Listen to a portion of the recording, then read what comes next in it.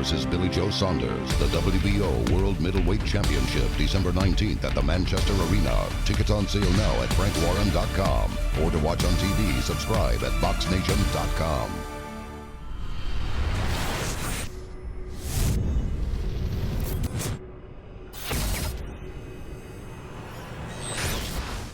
KUGAN CASSIUS here with Andy Lee. You've made no secret of the fact that all this talking has been a bit much in this build-up, but today's the last day you'll possibly have to do all these interviews, so that's one headache out of the way, Andy. Yeah, and it's one boon, one mercy, one small mercy I get to have. But yeah, we've talked it out. There's too much talking. I don't talk anyway, I'm not a big talker, and let's get the fight on. I want to talk to you about a couple of other things. First of all, from the weekend, Chris Eubank and Spike O'Sullivan spoke about this fight a couple of months ago, kind of labelled it as a hype fight. Watching it now, what's your assessment? Was that right or was that right? It was Eubanks won easy, you know, it was all one-way traffic for a while. Spike put up a good fight in the early rounds, and I was disappointed that he didn't do more, you know. I thought he had more. I thought he was kind of holding back and trying to come on later on or something. But you know, it was probably a good call to pull him out because he was taking a shellacking. But it wasn't like a, you know, classic. It was a one-way fight. Junior beat him up. Did you feel though when Spike did connect on Eubank that possibly wobbled him a few times? While they were trading, it was exciting.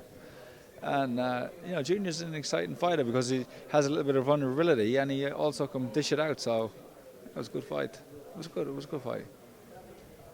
The winner of that fight, Chris Eubank, will now go on to face Danny Jacobs, who disposed of Peter Quillin in 85 seconds. Were you shocked by that result? Yeah, but he just got caught cold early. That can happen to anybody. You just look at Rocky Phelan and Callum Smith. You get caught with a punch like that early in the fight. And look at me versus Quillin. It nearly happened to me, but I somehow got through it, you know. And it can happen. It can happen. The first round's always dangerous. You've made some comments, obviously, this week about yourself being, you know, operated at a much higher level than Billy Joe Saunders, and that's evident in your record with the calibre of opponents that you've faced. So, but Billy Joe Saunders is said in the press conference that he's just at the level he's at but that's no discredit to him with the opponents he's faced. He's faced decent opponents. You've faced better because you've fought for world titles. Yeah, he's beaten the guys he's fought, and doesn't mean that he can't raise his game to meet this level.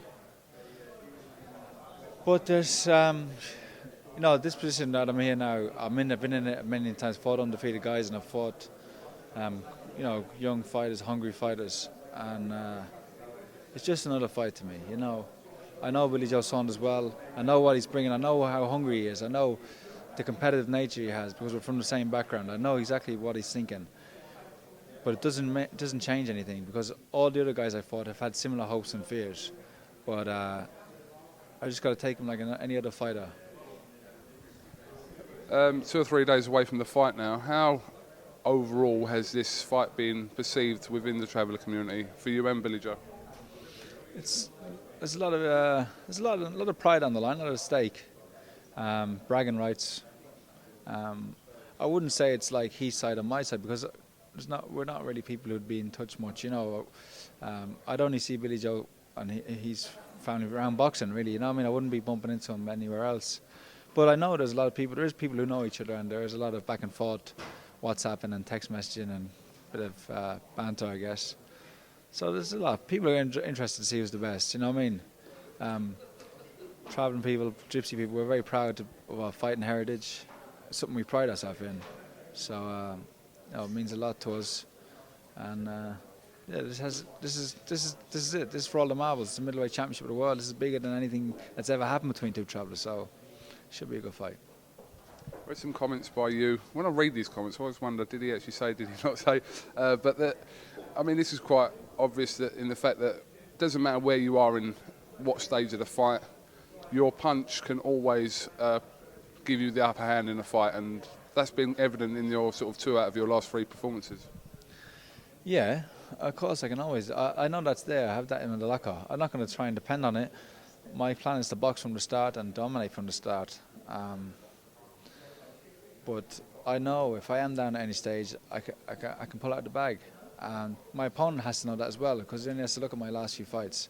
Anybody who fights me from now on will have to realise that for 3 minutes of every round they're going to have to be concentrated, because if they elapse at one moment, it could be over for them.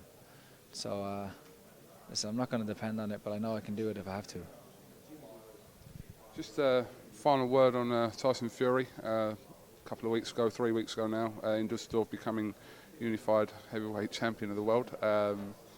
Francis Warren said in the press conference, I saw your face actually when he mentioned he was the first traveller to win a world title, and I saw your face change, but actually you were. But what did you make of his achievement?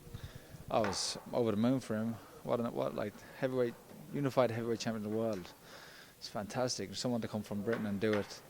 Someone to come from a travelling background and do it. For anybody, not just from us, but we're extra proud of him. And but for anyone, it's the pinnacle of the world. Like, it's the heavyweight championship of the world. It's the biggest prize in sports, and he's done it. And not only has he done it, the way he did it, told everybody to do it. Not many people give him a chance. And I have to admit, I doubted in myself that he could beat Vladimir. I could see a way that he would win the fight, but I doubted it because Vladimir was so dominant for so many years. It was hard to see him losing. But Tyson did it, and he deserves everything he gets now. He deserves all the praise in the world. What do you make of some of the negativity that surrounded him since he's won it? A lot of people have had their opinions regarding to Sports Personality of the Year. Any take on that? I think it's blew out of proportion. I think it's a storm in a teacup. Everyone has a right to their opinion in life. That's democracy, isn't it? That's what we're living in, and you don't have to agree with it, but you got to tolerate it. Because I might not agree with your views, doesn't mean, even though you're politically correct, you still might be offensive to me. You know, political correctness has killed free speech, and it's killed critical thinking. You can't. Everyone's towing the line now. Everyone's just, saying what they feel. But like, I'm not defending what Tyson said, but I feel that everyone is entitled to their opinion and have this. It's got to be a certain level of tolerance and understanding, and it's blew out of proportion. He's the man's a heavyweight champion of the world. He did what he did. No one else could do that. And I think he should be praised, should be held up. Yeah, Tyson Fury for a sports personality.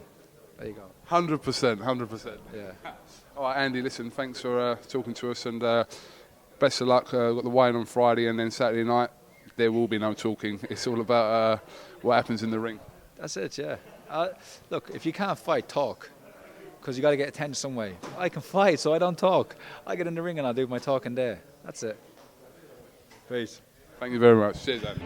Andy Lee versus Billy Joe Saunders, the WBO World Middleweight Championship, December 19th at the Manchester Arena. Tickets on sale now at frankwarren.com. Or to watch on TV, subscribe at BoxNation.com.